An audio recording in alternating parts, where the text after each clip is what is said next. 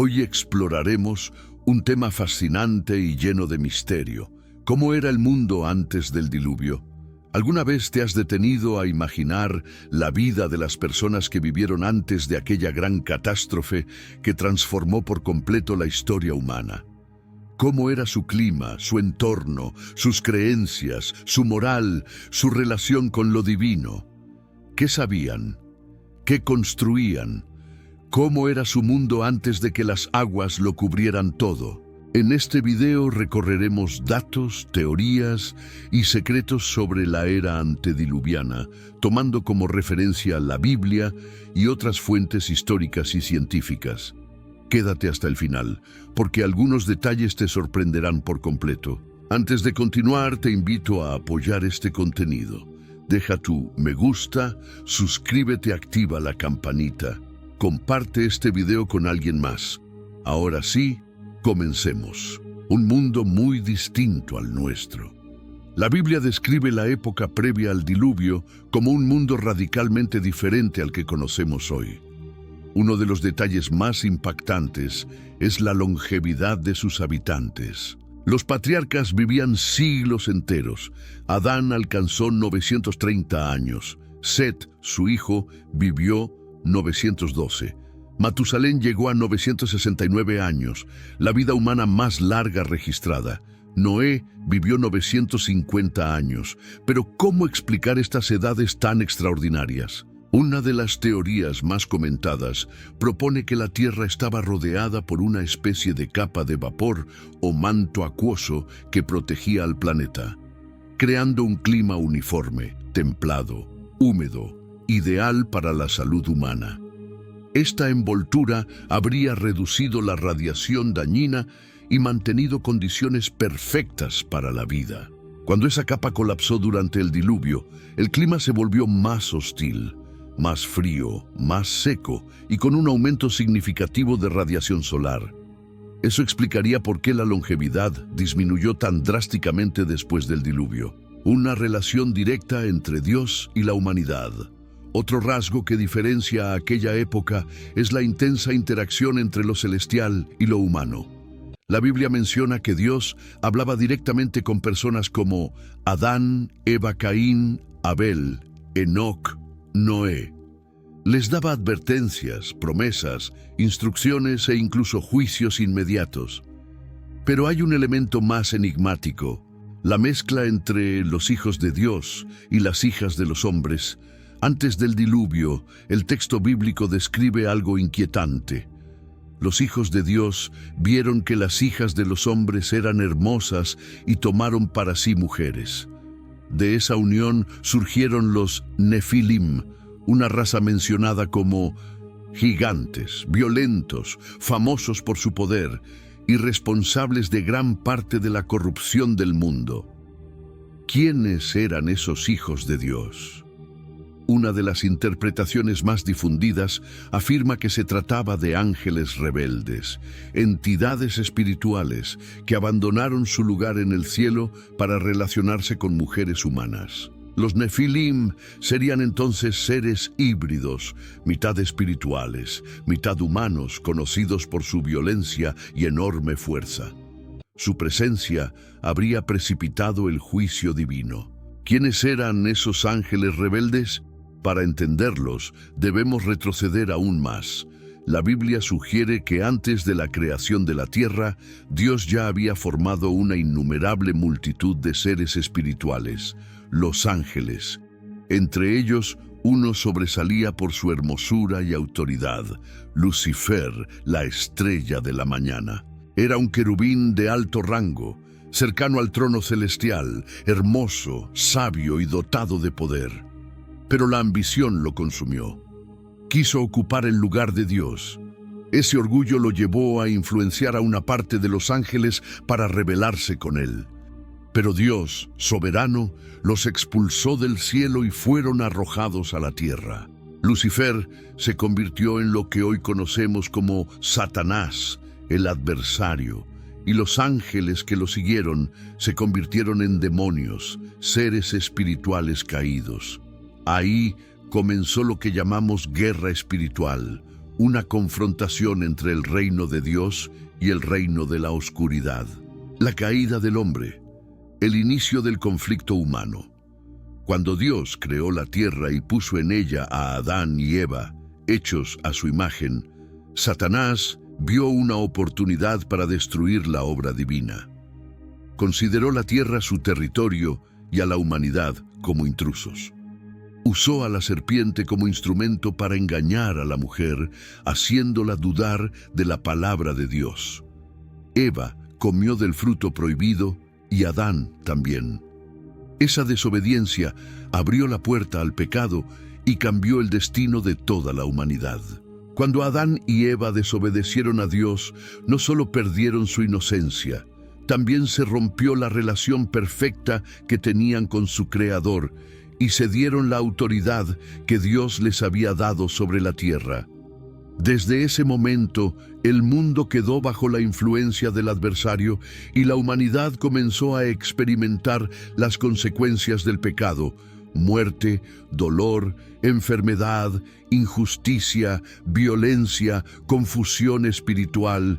La historia humana pasó a ser un reflejo de esa tensión constante entre caída y restauración, entre rebelión y misericordia. Uno de los primeros episodios que muestra esta lucha es la historia de Caín y Abel, los dos hijos mayores de Adán y Eva.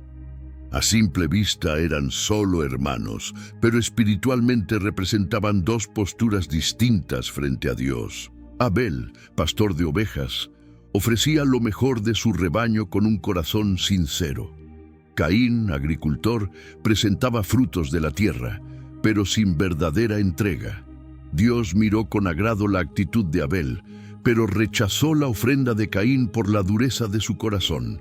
En lugar de corregirse o aprender, Caín permitió que la envidia creciera dentro de él y terminó asesinando a su propio hermano en el campo. Dios, que ve hasta lo más profundo, confrontó a Caín.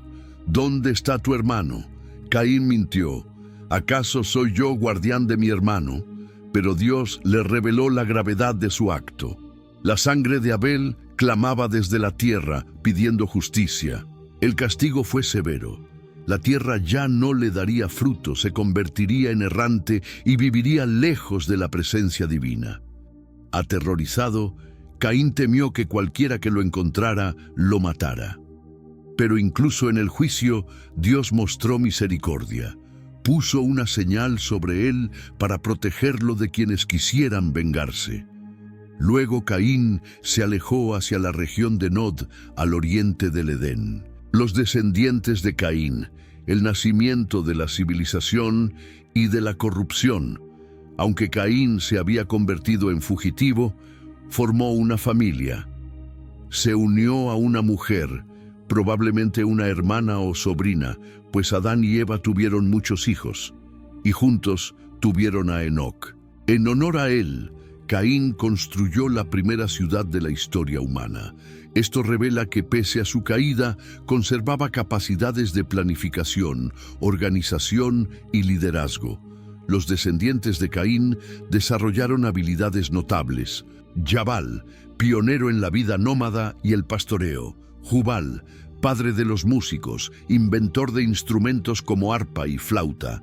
Tubal-Caín, experto en trabajar metales como bronce y hierro. Naamá, única mujer mencionada, señal de que su figura fue importante en esa línea familiar. Estas habilidades muestran el avance cultural y tecnológico de la humanidad primitiva. Pero ese progreso fue acompañado de un deterioro moral profundo. El ejemplo más claro es Lamec, descendiente de Caín. Fue el primer hombre en practicar la poligamia y además confesó orgullosamente haber matado a un hombre y a un joven por causas triviales. Se jactaba diciendo que si Caín sería vengado 7 veces, él lo sería 70 veces 7. Su arrogancia era un retrato de la corrupción que comenzaba a dominar a la humanidad. La línea de Set, un nuevo comienzo. Mientras la descendencia de Caín avanzaba en violencia y soberbia, Adán y Eva tuvieron un nuevo hijo, Set, cuyo nombre significa reemplazo o compensación. Él llegó para ocupar el lugar de Abel, el justo que había sido asesinado. Set tuvo un hijo llamado Enós, y a partir de su generación, la Biblia menciona algo fundamental. Los hombres comenzaron a invocar el nombre del Señor. La historia se divide entonces en dos caminos: una humanidad que se aleja cada vez más de Dios y otra que intenta mantener viva la fe en medio de un mundo en decadencia. Entre las primeras generaciones humanas hubo dos caminos claramente marcados: aquellos que buscaban caminar con Dios y aquellos que eligieron alejarse de Él y vivir según sus propios deseos. Dentro de esa línea de hombres fieles hubo uno que brilló con una luz especial: Enoc. La Biblia lo menciona de forma muy distinta a los demás. Mientras de la mayoría solo se registran nombres, hijos y años vividos, a Enoc se le dedica una frase que lo cambia todo. Enoc caminó con Dios y desapareció porque Dios se lo llevó. No murió, no enfermó, no fue enterrado, simplemente fue arrebatado, convirtiéndose en el primer ser humano trasladado a la presencia divina sin pasar por la muerte. Vivió en un tiempo oscuro, rodeado de violencia y corrupción, pero aún así mantuvo una relación tan estrecha con Dios que su vida quedó como ejemplo para todas las generaciones posteriores. También se nos dice que profetizó sobre el juicio venidero, anunciando que Dios no ignoraría la maldad del mundo. Fue un hombre cuya fe agradó a Dios en medio de una sociedad que se hundía moralmente. Un mundo antes del diluvio lleno de violencia, pero Enoc fue una excepción. La realidad general de su época era aterradora. La Biblia describe aquella civilización antigua con palabras duras. La tierra estaba completamente corrompida. La violencia llenaba cada rincón. Los pensamientos humanos se inclinaban continuamente al mal. La injusticia y la traición eran normales. La familia ya no era un refugio, sino un campo de conflictos. Dios observó la profundidad del deterioro moral y vio que la humanidad había pervertido absolutamente su propósito. Fue entonces cuando expresó un dolor inmenso. Se entristeció en su corazón al ver lo que el pecado había hecho con su creación, y decidió actuar. Anunció que borraría de la faz de la tierra a los seres humanos y a los animales que había creado, pues el mal había contaminado todo. Noé, un rayo de esperanza en medio del caos. Sin embargo, en ese escenario oscuro hubo una chispa de luz: Noé. La Biblia lo presenta como un hombre íntegro, justo entre sus contemporáneos y alguien que también caminaba con Dios como Enoc. Dios lo eligió para preservar la vida y darle a la humanidad un nuevo comienzo. Noé tenía 3 hijos: Sem, Cam y Jafet. A través de ellos sería restaurada la raza humana después del juicio. Una misión sobrenatural: construir el arca. Dios le dio instrucciones detalladas a Noé para construir un enorme barco que sería la única vía de supervivencia. El arca medía unos 450 pies de largo, 75 pies de ancho, 45 pies de alto. Tenía 3 niveles, divisiones internas, una ventana en la parte superior y una gran puerta lateral que solo Dios podía cerrar.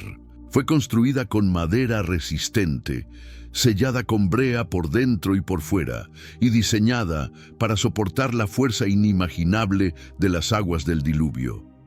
Se estima que tenía capacidad para decenas de miles de animales, además de provisiones para ellos y para la familia de Noé. Era más que una embarcación. Era un símbolo del favor divino y del juicio que vendría sobre un mundo que había perdido su rumbo. Noé dedicó cerca de 120 años a esta tarea monumental. Mientras construía, también predicaba e invitaba al arrepentimiento. Advertía que venía un diluvio, que Dios juzgaría a la humanidad. Pero nadie tomó en serio sus palabras. Se burlaron de él. Lo llamaron exagerado, loco, fanático, y siguieron con su vida como si nada estuviera por venir. Nunca había llovido de manera torrencial sobre la tierra. Nadie podía imaginar lo que estaba por suceder. Pero el día llegó. El juicio comienza. Dios le dijo a Noé: entra tú y toda tu familia en el arca, porque tú eres el único justo en esta generación. Le ordenó llevar 7 parejas de animales puros, 1 pareja de animales impuros y 7 parejas de aves para preservar las especies. Cuando Noé tenía 600 años, el cielo se abrió. Las fuentes del abismo comenzaron a romperse desde abajo y las ventanas de los cielos se abrieron desde arriba. Era el juicio que Dios había anunciado. Y solo quienes estaban dentro del arca estaban a salvo. Llegó el día señalado por Dios. Entonces ocurrió lo impensable. Las profundidades de la tierra se abrieron y desde arriba los cielos se rasgaron como si una fuerza invisible hubiese liberado todo su peso sobre el mundo. Durante 40 días y 40 noches, un torrente interminable cayó desde lo alto mientras manantiales gigantescos brotaban desde el subsuelo. El agua crecía, subía, avanzaba, hasta cubrir colinas, montañas y finalmente los picos más altos bajo el cielo. El nivel subió más de lo que cualquiera podría imaginar y la tierra entera quedó sumergida bajo un océano sin fronteras. Con el aumento de las aguas, toda criatura viviente, animales, aves, reptiles y seres humanos, pereció. Todo aquello que respiraba quedó atrapado por la fuerza del juicio divino.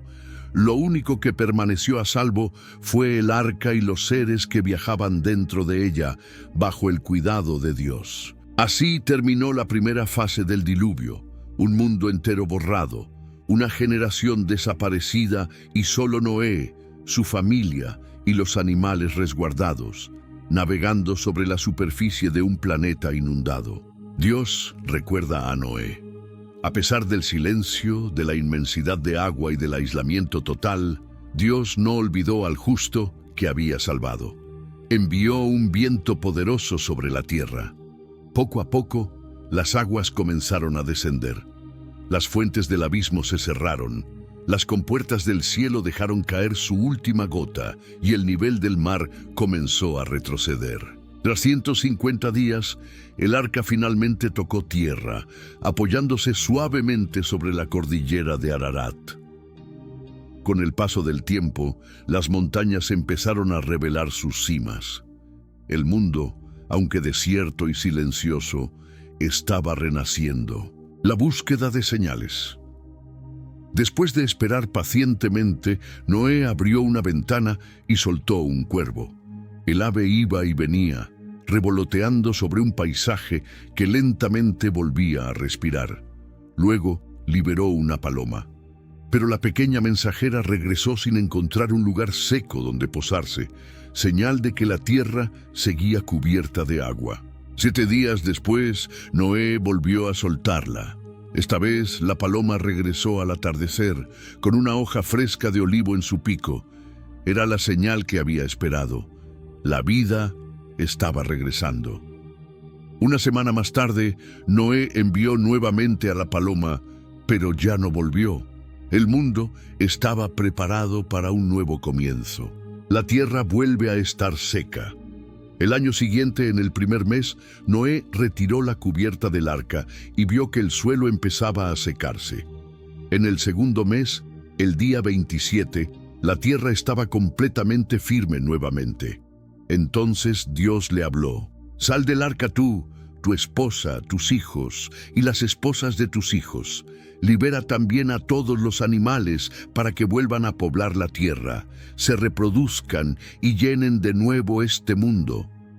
Noé obedeció. Familia y animales descendieron del arca, cada uno siguiendo su especie y su naturaleza, pisando por primera vez el nuevo suelo que se extendía ante ellos. El primer altar después del diluvio, conmovido por la fidelidad divina, Noé levantó un altar y ofreció sacrificios con animales puros y aves limpias. Su ofrenda subió como un aroma agradable delante de Dios. Y entonces el Señor pronunció una promesa que marcaría para siempre la historia humana. No volveré a maldecir la tierra por causa del hombre, pues la inclinación del corazón humano tiende al mal desde su juventud. Pero no destruiré nunca más a todos los seres vivos como lo hice ahora. Mientras exista la tierra, habrá siembra y cosecha, frío y calor, verano e invierno, día y noche. Estos ciclos no se detendrán. Después de que Noé ofreció sacrificios de gratitud, Dios habló nuevamente y estableció una nueva etapa para la humanidad. El Creador bendijo a Noé y a sus hijos, dándoles una instrucción clara: llenen nuevamente la tierra. Crezcan, multiplíquense y extiendan su descendencia por todo el mundo. A partir de ese momento, todos los animales, las bestias del campo, las aves del cielo, los seres que se arrastran y los peces del mar, mirarían con respeto y temor al ser humano. La creación entera quedaba bajo la responsabilidad del hombre, y Dios les concedió permiso para alimentarse de cualquier criatura viviente, tal como antes les había dado las plantas verdes.